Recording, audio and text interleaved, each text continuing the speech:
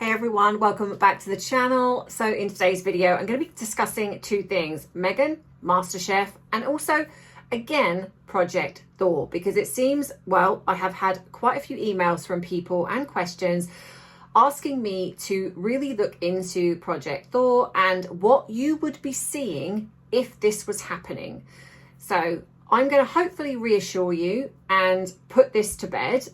And yeah, so if you like more of the psychological deep dives, not just looking at what's on the mainstream media, what's being regurgitated, the clickbait, the gossip, all of those things, if you want the truth, delving into facts, looking and reading between the lines, this could be the channel for you. My name is Ems, I'm a qualified UK therapist, been in this field for well over 25 years, and all the tips and tools that I have garnered, I give to you to help you understand human behaviour. So if I've grabbed you thus far, go grab your cuppa, sit back, relax as we get into some tea, some truth with a touch of therapeutic psychology.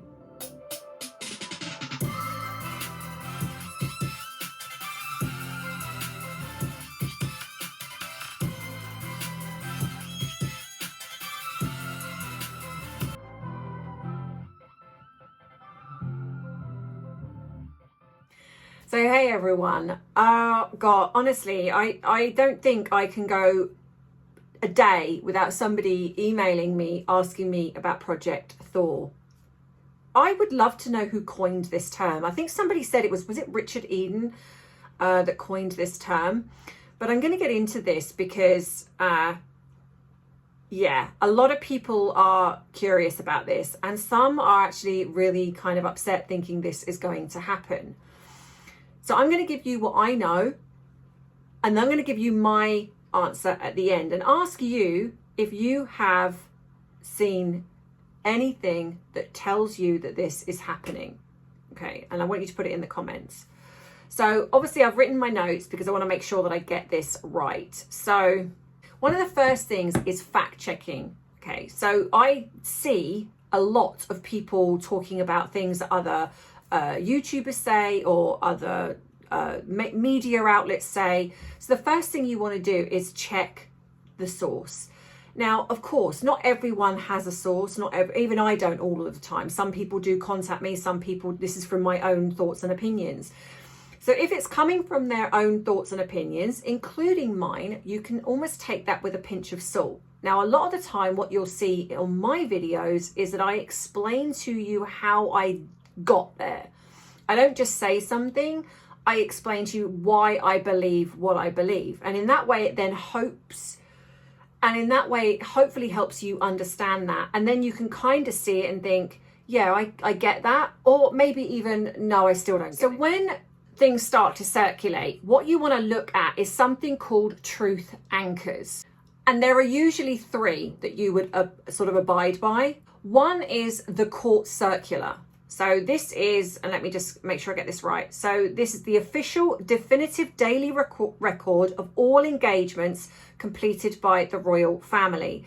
The truth check: if a royal figure is not listed here, they are not executing official state duties. And you can search the archive directly on the royal family website. So basically, if Harry and Meghan were taking on official state duties, that would be mentioned on the royal family website.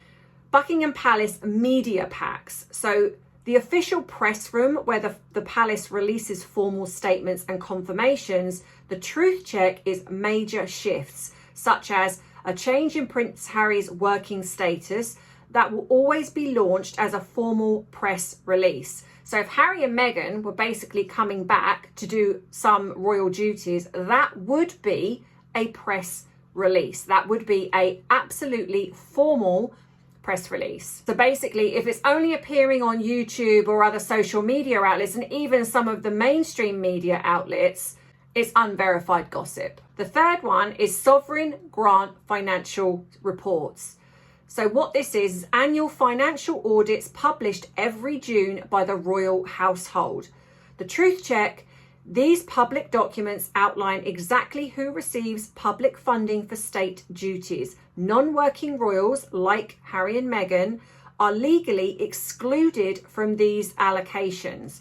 So If all of those three, Harry and Meghan, are not being mentioned, that's it. That's all you need to know. But obviously, we'll go into this a bit more.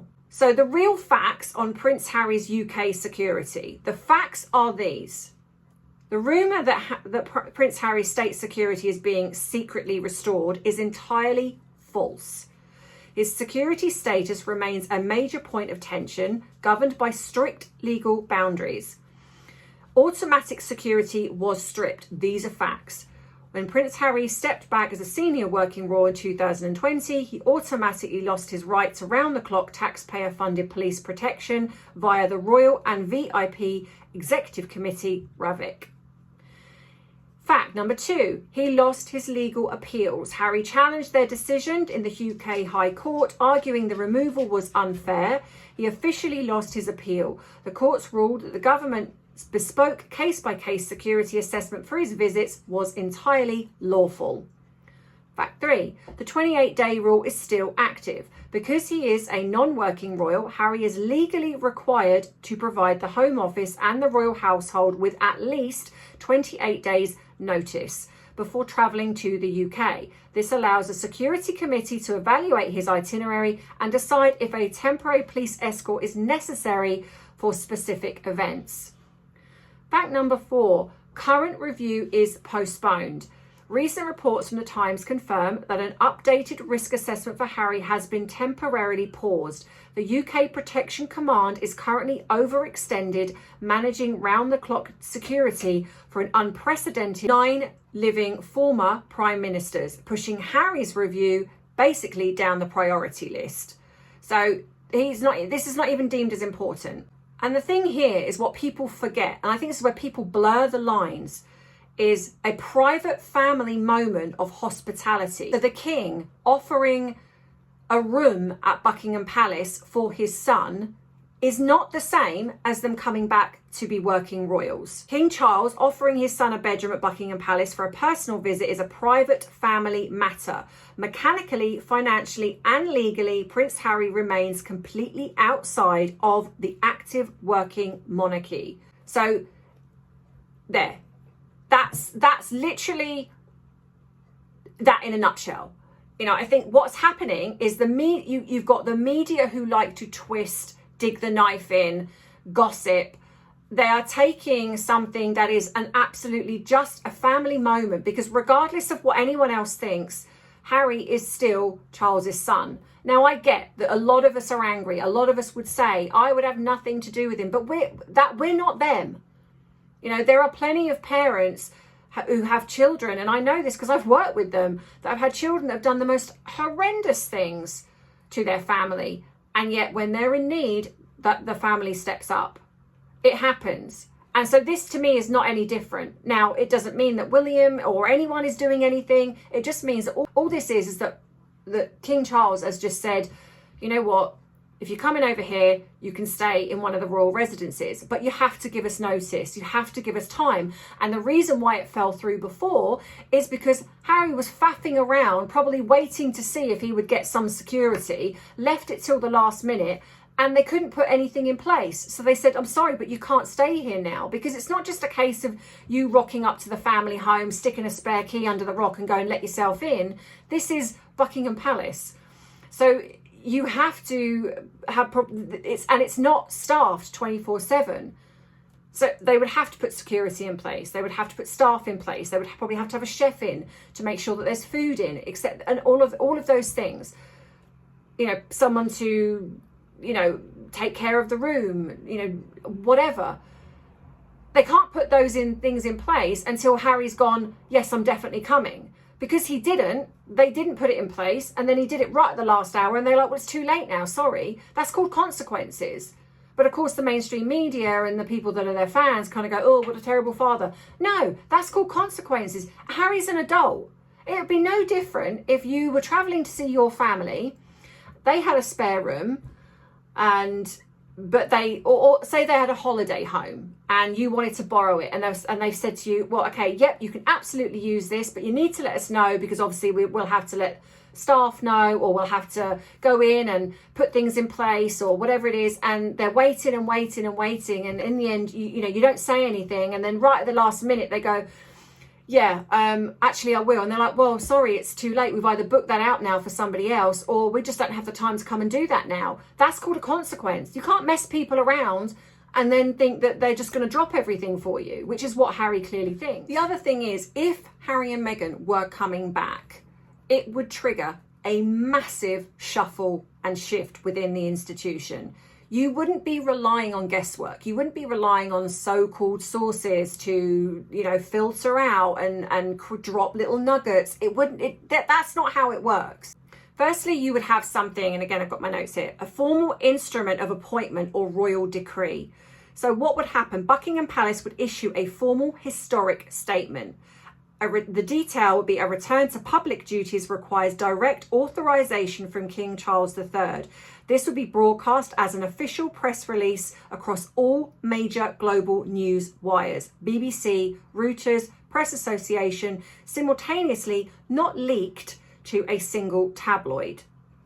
2, updating of the royal website. What we would see happen if they were coming back, the couple's profiles on the Royal UK would be completely overhauled. Right now, Harry and Meghan are placed at the very bottom of the members of the royal family page with short, static biographies. If they returned, their profiles would be moved more to the top tier alongside Prince William and Princess Catherine, complete with an updated list of their official charities and patronages. Haven't seen that happen. Number 3, reinstatement of the court circular. So what would happen? Their names would reappear in the official royal diary. The detail would be: the court circular tracks every single official engagement. You would see upcoming dates listed for the Duke and Duchess of Sussex representing the King at state banquets, opening hospitals, or undertaking official Commonwealth duties. Number 4, a permanent move back to the UK. What would happen? They would logistically relocate their primary residence back to British soil. You cannot be a working British royal from California. It is logistically impossible to cut ribbons, host palace garden parties, attend state functions when living an 8-hour time difference away. The palace would have to relocate them to a permanent secure estate in the UK, like a return to Frogmore Cottage or a residence at Kensington Palace. 5, resolution of the Ravek security battle. What would happen? The Home Office would formally reinstall their round-the-clock police protection. The detail: working royals receive automatic taxpayer-funded armed security, Ravek, because they represent the state. If they came back, the ongoing legal dispute would instantly end, and Harry would no longer be required to give 28 days notice before landing in the UK. 6, shattering private commercial deals. What would happen? They would wind down their corporate partnerships. The detail: the strict rule of the British monarchy is that you cannot profit from your royal status. To return to public service, they would have to legally sever ties or close operations with private commercial entities like Archibald Productions and Meghan's lifestyle brand, As Ever, With Love Meghan, all of those things. That's exactly what she did with her TIG blog. When she got into the royal family, that had to be shut down. So they would have to do that again. So basically, there's no press release, no UK address, no commercial shutdown, no royal return. Until those concrete legal and structural changes happen, you can trust the fact that whatever anyone says, it's gossip, it's clickbait. Because that's why I say you always look for the facts. It's not just what people say. People can say to their blue in the face, oh, that's definitely happening. But until these things, it's not a simple case of King Charles just sitting there going, you know what, I've decided I'm going to have them back. It doesn't work that way. This is a job. This is, they might be wealthy. They are the royal family, but working royals, it's a job. You can't just suddenly decide without putting things in place that, yeah, after everything that's happened, you can come back. It doesn't work that way. And it's shameful that there are certain people out there that are just making it seem that that's how it happens. It doesn't. Now, when it comes to the half in, half out model, which is what, again, I've seen people talk about, especially when they did the Australia ridiculous thing they did. That's off the table. That is not going to happen. When Prince Harry and Meghan first stepped back in 2020, this hybrid model was their original proposal.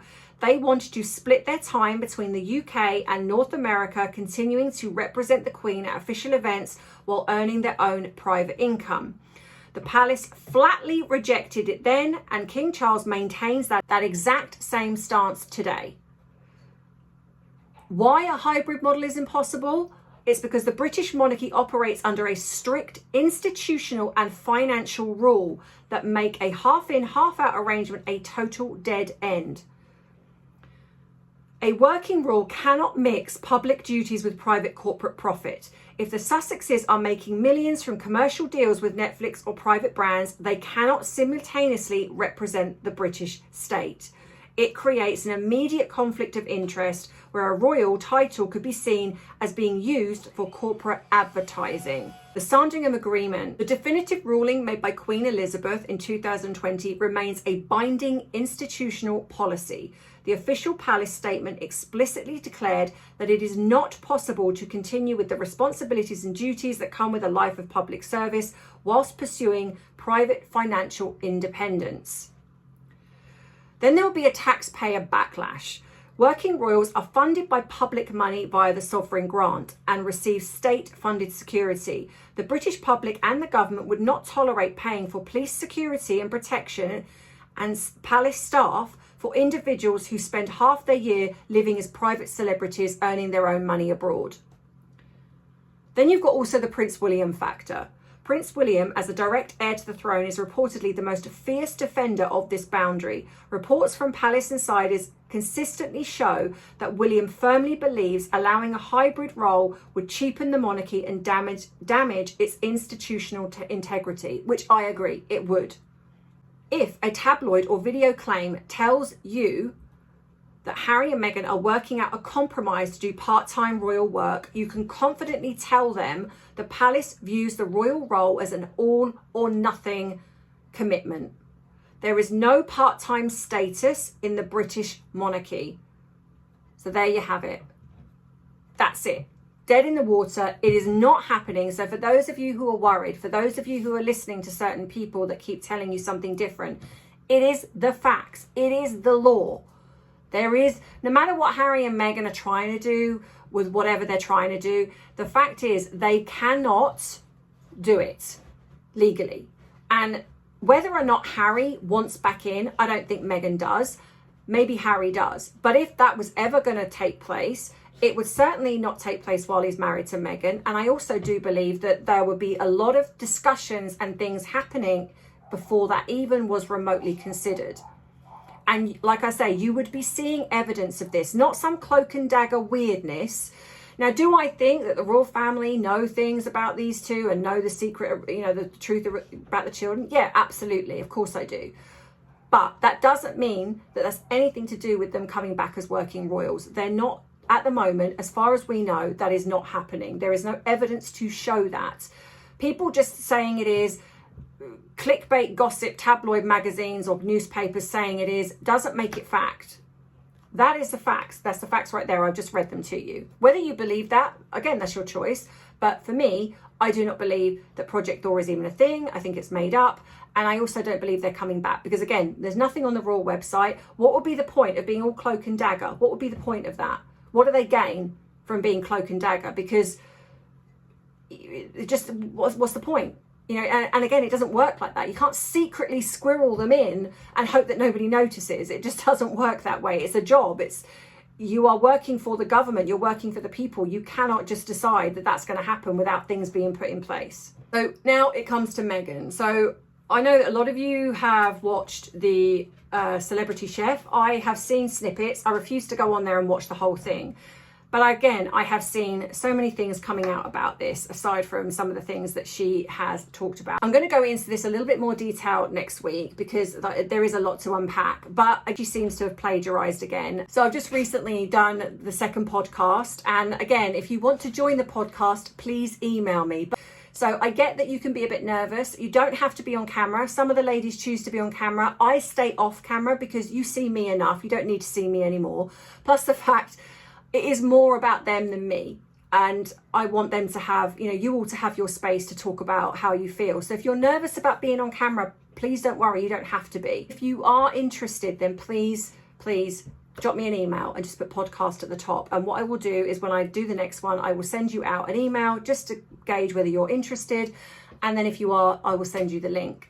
So that one will be going up next week. But one of the things that came up on there was about the MasterChef thing. And so apparently this person who obviously gets a lot of information from Australia, it seems that they wanted Harry.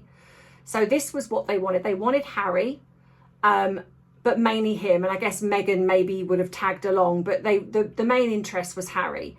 Obviously, Harry didn't do it. So this was why when you saw through the, when she was doing it, that he rung, that obviously we know that was all rehearsed because he acted like he didn't know what she was doing. He would have absolutely known what she was doing. But apparently that was part of it. For her to be allowed to do it without him, they had to show him. So he had to call in. So that was kind of all set up.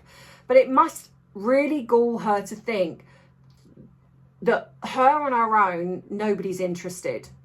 Nobody's interested. So yeah, I'm going to get into this a little bit more because I've got some bits of video that I want to talk about. But for now, I'm just leaving this one because we're almost 25 minutes. And if I go on longer, I lose you. So, but if you like the video, then please click on the like button. If you haven't subscribed, please do so because it's free. And you are helping me hopefully to get to my 100K by the end of this year. Most of you know that I have really struggled with this channel. I've gone through so much with this channel. It's definitely a love-hate project. I love the fact that I connect with you all. I love the fact that that we've got this great community here, but I've also hated the trolling, the smear campaign, the being shadow banned and all of those things that come along with this type of thing. But if you haven't subscribed, please help me to get to my 100K because I really have worked hard and I really would love, that would be such an achievement for me. So if you can help me get there, I would really appreciate that.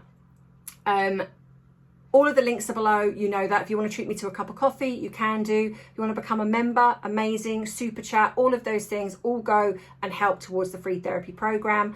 And obviously tell YouTube that I'm a channel worth keeping. So I hope that you've enjoyed this. I hope you stick around for the podcast next week. And again, if you want to join, drop me an email. And I'll see you as always next week. Look after yourself. Have a great weekend. And you know that I love you, I appreciate you, but most of all, I respect you. Take care. Bye-bye. Mwah.